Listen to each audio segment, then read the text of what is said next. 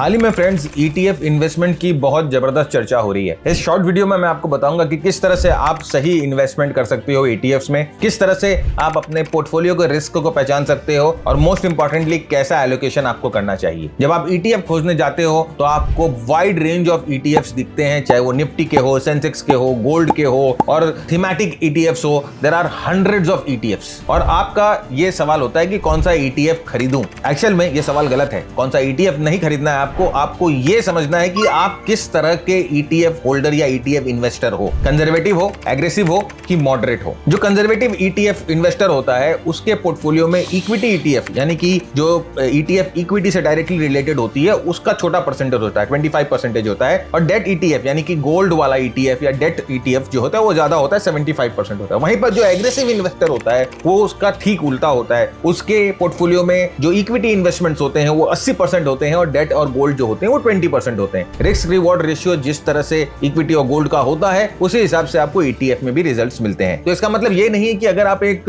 Aggressive investor हो तो आपने कोई सा भी कैसा भी ETF उठा लिया, नहीं।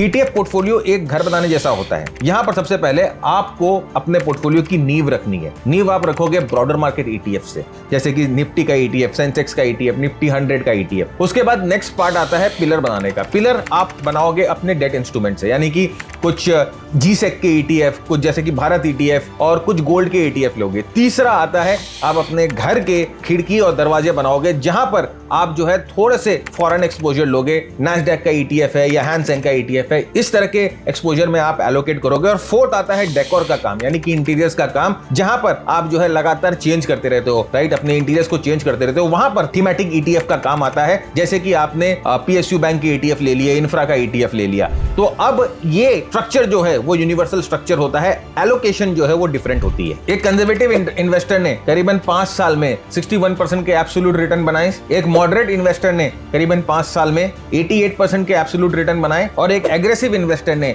पिछले 5 साल में 103% के रिटर्न बनाए। लेकिन इसमें ड्रॉडाउन भी उसी हिसाब से प्रोपोर्शनेट थे। ETF की पूरी पोर्टफोलियो बिल्डिंग के ऊपर हम लोगों ने एक वीडियो YouTube पे अभी रिलीज करी है, लिंक यहां पर डिस्क्रिप्शन में है, जाइए वो वीडियो को देखिए और समझिए कि किस तरह से आप अपने ETF के पोर्टफोलियो को बना सकते हो, रिस्क टॉलरेंस आपका क्या है और रिस्क रिवॉर्ड रेशियो किस तरह से मॉडरेट और कंजर्वेटिव और एग्रेसिव ट्रेडर्स में बटा हुआ रहता है। इस तरह के बाइट साइज लेसंस के लिए चैनल को सब्सक्राइब करिए, वीडियो को शेयर करिए। Happy learning.